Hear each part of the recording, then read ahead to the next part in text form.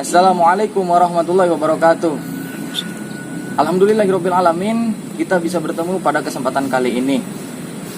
Saya perwakilan dari kelompok 3 mata kuliah konseling krisis akan membahas tentang masalah bullying dan penanganannya melalui konseling krisis. Sebelumnya, terlebih dahulu kita harus mengetahui istilah bullying. Bullying adalah perilaku agresif dan negatif seseorang yang dilakukan secara berulang kali yang bertujuan untuk menyakiti targetnya baik secara mental ataupun fisik. Jadi bahwasanya bullying itu ketika dilakukan maka akan sangat merugikan kepada orang lain, baik secara fisik ataupun mental. Dan selanjutnya akan dibahas oleh teman-teman dari kelompok 3. Dipersilakan. Assalamualaikum warahmatullahi wabarakatuh. Saya Rizka Demelia. Sebelumnya saya akan menjelaskan sedikit tentang konsep dasar dari bullying. Sebenarnya bullying itu apa sih? Jadi menurut Sejiwa tahun 2008 menyatakan bahwa bullying adalah di mana seseorang yang kuat secara mental atau fisiknya menekankan, memojokkan, menyakiti, melecehkan seorang yang lemah dengan disengaja dan dilakukan secara terus-menerus untuk menunjukkan kekuasaannya. Dalam hal ini, korban tidak mampu berbuat apa-apa atau mempertahankan dirinya sendiri karena lemahnya fisik dan mentalnya. Bullying dibagi menjadi 3, yaitu 1. Bullying secara fisik, yang kedua adalah bullying secara verbal, yang ketiga adalah bullying mental atau psikologis. Untuk bullying yang pertama adalah bullying fisik. Bullying fisik adalah bullying yang dapat dilihat oleh kasat mata karena dilakukan kontak langsung antara pelaku bullying dan korban. Contohnya menjambak, mencubit, menghukum, menampar, menimpuk, dan lain sebagainya.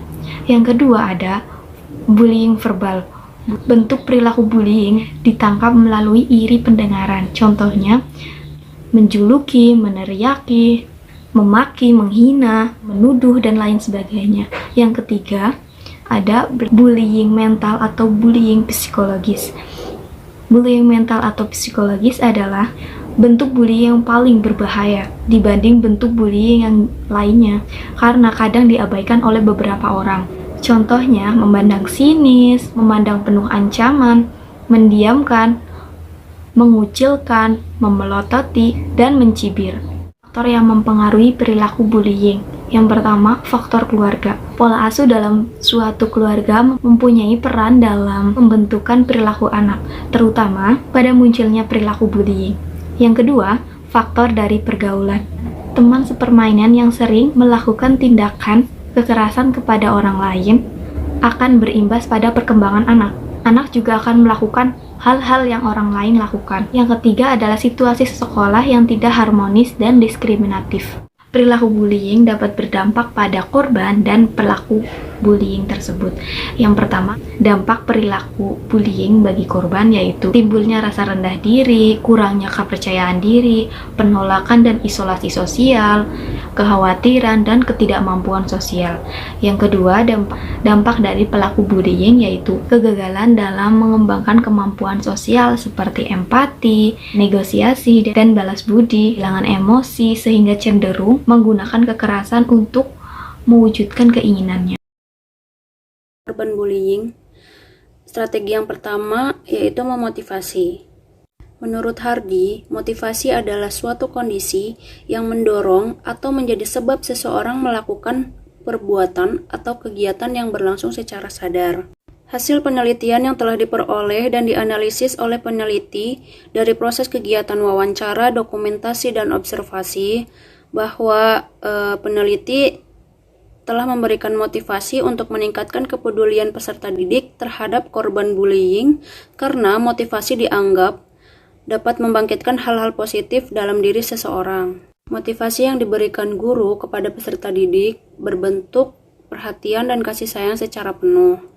Lalu guru mengajarkan agar anak bersikap baik, bersikap kekeluargaan, tidak boleh sombong, tidak boleh mencela, dan peduli terhadap sesama.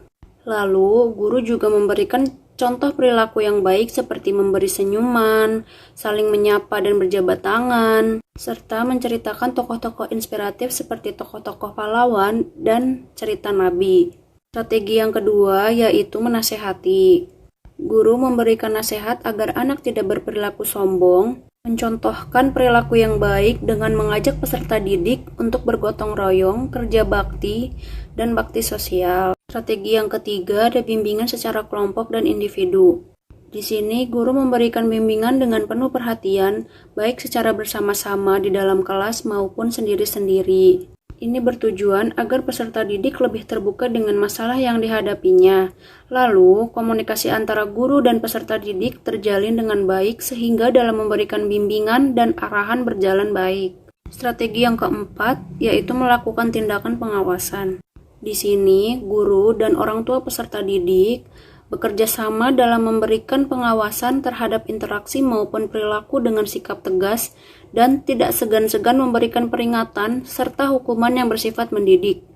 Guru melarang peserta didik bersikap saling menindas, arogan, berkata kasar, dan merugikan orang lain. Strategi yang kelima memberikan peringatan dan hukuman atau punishment.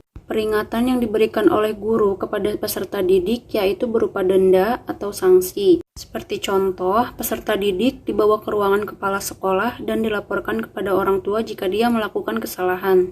Sedangkan hukuman yang diberikan oleh guru kepada peserta didik itu bersifat mendidik. Guru memberikan pertanyaan jebakan atau pekerjaan rumah sebagai sanksi.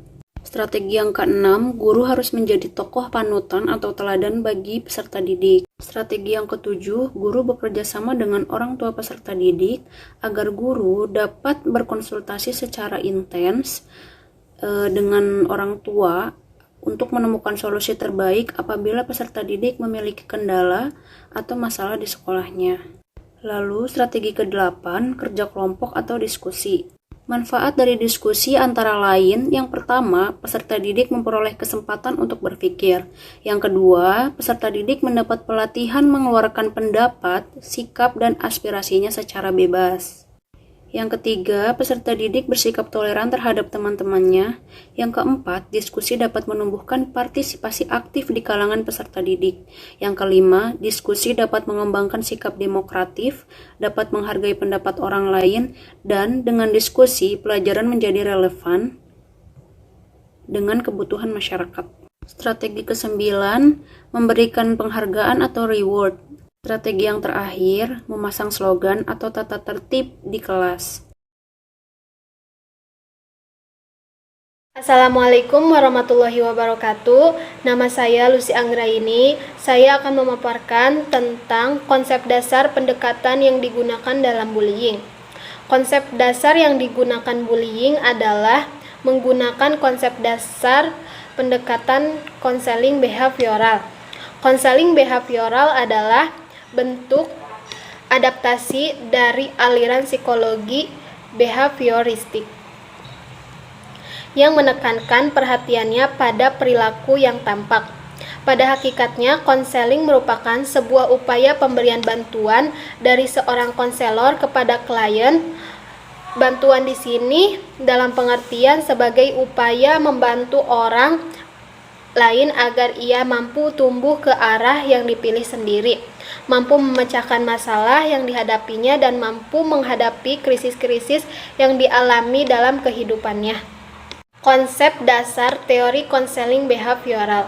Konsep dasar dari behavioral adalah prediksi dan kontrol atas perilaku manusia yang tampak.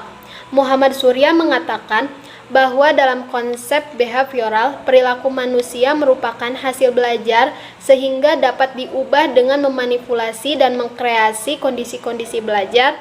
Pada dasarnya, proses konseling merupakan suatu penataan proses dan pengalaman belajar untuk membantu individu untuk mengubah perilakunya agar dapat memecahkan masalahnya. Hubungan konselor dan klien menggunakan pendekatan konseling behavioral. Untuk melihat hubungan konselor dan klien dalam setting konseling behavioral, dapat kita perhatikan dari proses konseling behavioral. Proses konseling behavioral yaitu sebuah proses membantu orang untuk belajar memecahkan masalah interpersonal, emosional, dan keputusan tertentu. Jika kita perhatikan lebih lanjut, pendekatan dalam konseling behavioral lebih cenderung direktif karena dalam pelaksanaannya konselorlah yang lebih banyak berperan. Hubungan konselor dan klien dalam menggunakan pendekatan konseling behavioral. Untuk melihat hubungan konselor dengan klien dalam setting konseling behavioral, dapat kita perhatikan dari proses konseling behavioral. Proses konseling behavioral yaitu sebuah proses membantu orang untuk belajar memecahkan masalah interpersonal, emosional, dan keputusan tertentu. Pendekatan dalam konseling behavioral lebih cenderung direktif, karena dalam pelaksanaannya konselorlah yang lebih banyak berperan. Konselor dalam menggunakan pendekatan konseling behavioral. Di antaranya yang pertama menyebutkan tingkah laku yang maladaptif. Yang kedua, memilih tujuan-tujuan yang masuk akal. Yang ketiga, mengarahkan dan membimbing keluarga untuk merubah tingkah laku yang tak sesuai. Mengatasi bullying anak melalui pendekatan konseling behavioral. Alternatif solusi untuk mengatasi masalah bullying anak di sekolah, salah satunya dengan menggunakan konseling behavioral.